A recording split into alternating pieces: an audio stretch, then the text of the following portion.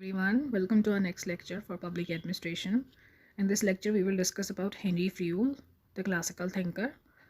But before starting this Henry Fayol, the classical thinker, I would like to add the next screen, which I was discussing yesterday about administrative thinker division, which will make it easy to learn.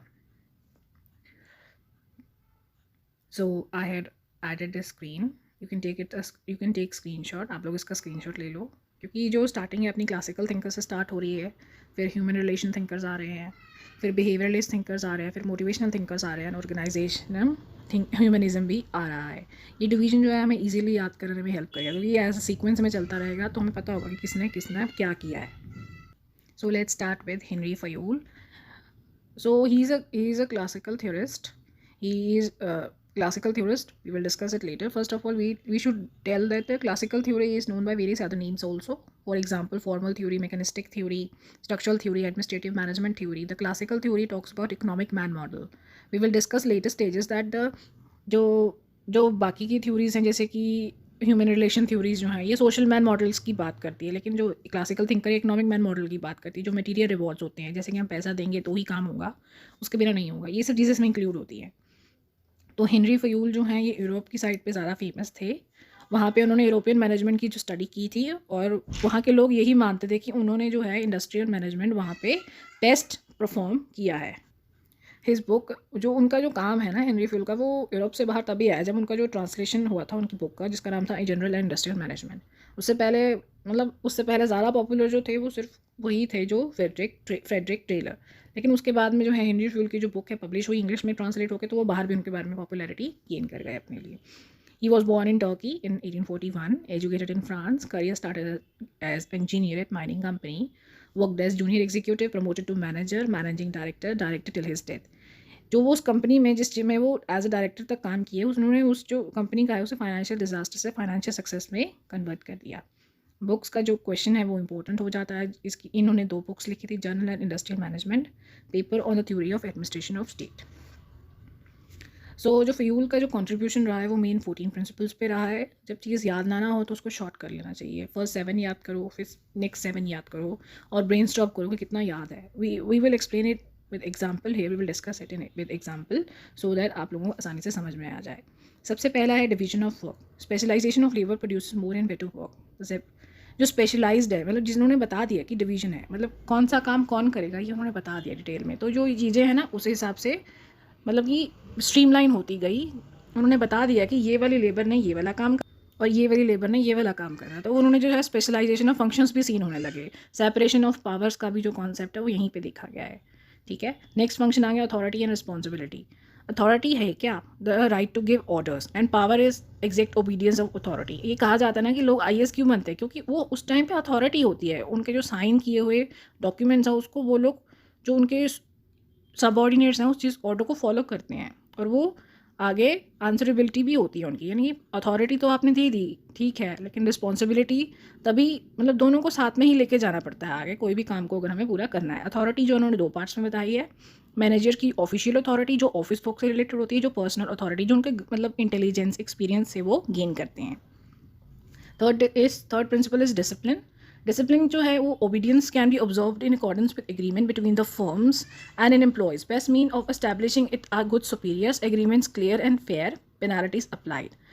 Discipline जो है मतलब कि obedience भी observe होना चाहिए अगर कोई भी एग्रीमेंट साइन हो रहा है फर्म और एम्प्लॉयज़ के बीच में. अब हम इंटरनेशनल लेवल पे देखते हैं बहुत सारे एग्रीमेंट साइन होते हैं, लेकिन कुछ जो है कंटिन्यूस उस जो कमिटमेंट की तरफ मतलब अपना वो गोल सेट किया होता है, जो टारगेट वो अचीव नहीं करती, तो इसमें जो है पेनाल्टीज़ नहीं लगती हैं. तो इसकी वजह से जो है उनके ऊपर एक फियर नहीं होता कि हाँ भाई कोई कुछ कहेगा ही नहीं हमें. लेकिन ऐसा नहीं होना चाहिए. अगर हम पेनल्टीज़ लगाएंगे तो वो लोग अपने जो टारगेट्स हैं उसे जल्दी से जल्दी अचीव करेंगे. ठीक है, नेक्स्ट आ गया unity of command. Employer should receive order from one superior only. तो जो है वो एम्प्लॉयर है, अगर हम लोग बैठे हैं घर पे, पापा कुछ और बोल रहे हैं, मम्मी कुछ और बोल रहे हैं, बड़े भैया कुछ और बोल रहे हैं, तो पर चाइल्ड जो है ना वो कन्फ्यूज़ हो जाता है, उसे पता नहीं होता है कि इसका ऑर्डर माने. ठीक है, तो एक ही एम्प्लॉय के ऊपर एक ही सुपीरियर होना चाहिए. Unity of direction. One had one plan for a group activities having same objective. एक हेड होंगे और एक ही प्लान होगा, तो उसी लाइन पे वो लोग सब अपनी एनर्जी को स्ट्रीमलाइन कर देंगे, ठीक है। यूनिटी ऑफ कमांड जो है वो एग्जिस्ट ही नहीं करेगा विदाउट यूनिटी ऑफ डायरेक्शन। मतलब एक प्लान होगा, एक डायरेक्शन होगी, एक ऑर्गेनाइजेशन गोल होगा, तो उसी चीज़ को लोग अपनी पूरी एनर्जी लगा देंगे उसको फॉलो करने के लिए। सिक्स्थ आ गया subordination of individual interest to the general interest. Individual interest जो है और ग्रुप का इंटरेस्ट जो है वो सबऑर्डिनेट है ओवरऑल ऑर्गेनाइजेशन के इंटरेस्ट से। सेवेंथ आ गया रूमिनेशन ऑफ पर्सोनल। पर्सोनल की बात हुई है यहाँ पे, पर्सनल की बात नहीं है। पर्सोनल मतलब कि ये तो एक पूरा प्रॉपर एडमिनिस्ट्रेशन भी है जो हम वहाँ पे वर्कर्स लेवल पे, जो सुपीरियर लेवल्स पे जो लोगों की बात करते हैं, उस पर्सोनल की बात हो रही है, ठीक है। It is the price for services. It should be fair and afford satisfaction both to employ and employer. ये जो हम वो लोग काम कर रहे हैं, अब बहुत सारे वेजेस मिलते हैं उन लोगों को। वेजेस के साथ साथ कुछ लोगों में तो इंश्योरेंस भी देते हैं और मतलब कि एक्स्ट्रा बोनस भी देते हैं दिवाली के पास या कोई भी फेस्टिवल हो गया। तो ये सब क्यों किया जाता है कि उन्हें और मोटिवेट किया जा सके कि वो काम कर सके अपना अच्छे से। सेंट्रलाइजेशन ऑफ सर्विसेज, इनका जो नेक्स्ट प्रिंसिपल है वो सेंट्रलाइजेशन है। फिर rule stated that centralization present to a greater or lesser extent in all organization. वो कहते हैं कि सेंट्रलाइजेशन है वो हर जगह पे है। अब जैसे ब्रेन में एक जो मैसेज है वो पहले कन्वर्ज होगा, ठीक है। पहले अपने सेंसरी नर्व्स जो हैं वो ब्रेन में अपने मैसेज लेके आते हैं, उसके बाद में ब्रेन में वो ट्रांसमिट होता है, मतलब मैसेज उसका डिकोड होता है, उसके बाद में वो मोटर नर्व्स के थ्रू जो एक्ट करता है इंसान के मसल, ठीक है, उसी हिसाब से सेंट्रलाइजेशन होता है। ऑर्डर जो है पहले कन्वर्ज होंगे, फिर उनको वहाँ पे वो चेक करेंगे, उसके बाद में वो अपने ऑर्डर्स देंगे कि किस तरह से एक्ट करेगा। तो इसमें सबऑर्डिनेट का जो रोल है वो कम हो जाता है। सेंट्रलाइजेशन की मतलब सेंट्रल अथॉरिटी है वो ज़्यादा पावरफुल हो गई है, ठीक है। सेम इन ऑर्गेनाइजेशन, वही चीज़ लिखी है, same in an organisation order converge at a directive part and then from this directive part the orders are sent out and whole machinery of organisation start working. Centralisation reduce rule of subordinates.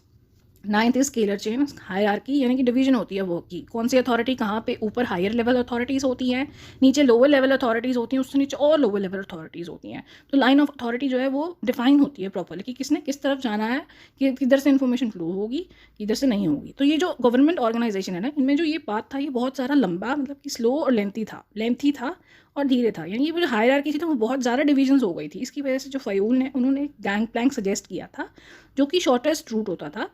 Even कि जो दो subordinates equal level पे होते थे, उन लोगों की जो आपस में ही वो लोग बात कर लेते थे, कम्युनिकेशन जो है एक्सचेंज कर लेते थे। जो उनके इमीडिएट जो हायर अथॉरिटीज़ होते सिर्फ उन्हें पता होता था कि वो लोग आपस में बात कर रहे हैं, तो ये जो छोटा सा रूट होता था ना वो मतलब कनेक्ट हो जाते थे एक दूसरे। तो उन्होंने गैंग प्लैंक दिया था, ठीक है। ये इंपॉर्टेंट कंट्रीब्यूशन था हेनरी फ्यूल का, गैंग प्लैंक। कम समय में जो इन्फॉर्मेशन है वो नीचे हायर लेवल की जो अथॉरिटीज़ होती थी उनको स्किप करके नीचे से नीचे ही इन्फॉर्मेशन ट्रांसमिट की जा सकती थी, जो अपने इमीडिएट सुपीरियर्स हैं उनकी परमिशन के बाद, ठीक है। नेक्स्ट आ गया tenth stability of tenure of personnel. अब जो अपनी गवर्नमेंट आती है वो 5 साल के लिए आती है, हर 5 साल में चेंज हो सकती है या नहीं भी हो सकती है, डिपेंड करता है। लेकिन जो 5 साल बाद गवर्नमेंट आएगी वो पॉलिसीज़ को चेंज करेगी, ठीक है। कुछ अपनी नई पॉलिसीज़ लेके आएगी जो उन्हें ठीक लगेगा चेंजेस करके, कुछ कंटिन्यू भी करेगी। लेकिन जिन चीज़ों में वो चेंज लेके आएंगे तो वो लॉन्ग टर्म विजन्स होते हैं, लेकिन वो 5 साल में शायद ना अचीव हों, ठीक है। तो इसलिए हर चीज़ में जो है हमें स्टेबिलिटी ऑफ टेन्योर चाहिए, ताकि जो पर्सोनल जो है वो अपने आप को स्टेबल कर सके टाइम के साथ, so that they can bring change and succeed in doing that. Fayol stated instability is one of the main reason of inefficiency in an organisation. जो स्टेबिलिटी अगर नहीं रहेगी, ठीक है, तो फिर जो इनएफिशिएंसीज है वो बढ़ जाएंगी इन ऑर्गेनाइजेशन में। 11th principle is equity, combination of kindness and justice. सबको एक ही तरह से देखना है और उनको काइंडली ट्रीट करना है, ठीक है, और इनको एनकरेज एंड मोटिवेट करना है to do their duties.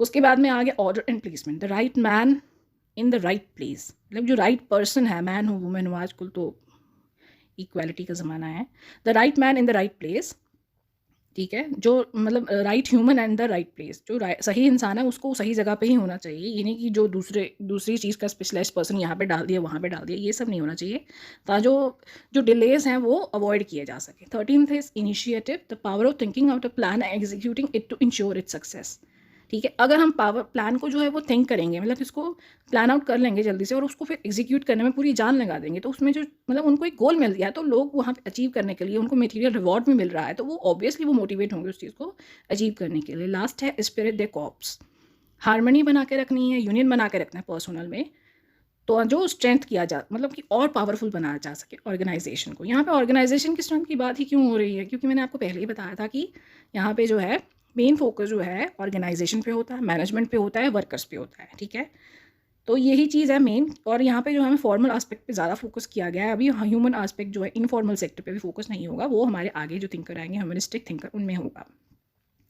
Next आ गया, Fayol suggested that there is a need of systematic training in administration. Administration में जो है सिस्टमैटिक ट्रेनिंग की ज़रूरत है, मतलब कि हम ट्रेन कर सकते हैं वेरियस जो मैनेजमेंट लेवल है, वर्कर्स लेवल्स है उनको। और उन्होंने क्रिटिसाइज़ किया था जो सिविल इंजीनियरिंग का जो कॉलेज का सिलेबस था ना, उसमें से एडमिनिस्ट्रेशन को जब उन्होंने वहाँ से मतलब एक्सक्लूड कर दिया था। फ़यूल एंड टेलर का एक कंपैरिजन भी दिया गया है, उनमें माइनर डिफरेंसेस भी थे, जो मतलब टेलर और फ़यूल तो थे ना, इन लोगों में कुछ फ़र्क भी था, ये बिल्कुल एग्जैक्टली सेम क्लासिकल थिंकर की कैटेगरी में नहीं आते थे। Fayol work from top to bottom and call top down theory, ठीक है। लेकिन जो टेलर थे वो बॉटम टू अप थ्योरी के बारे में बात करते थे।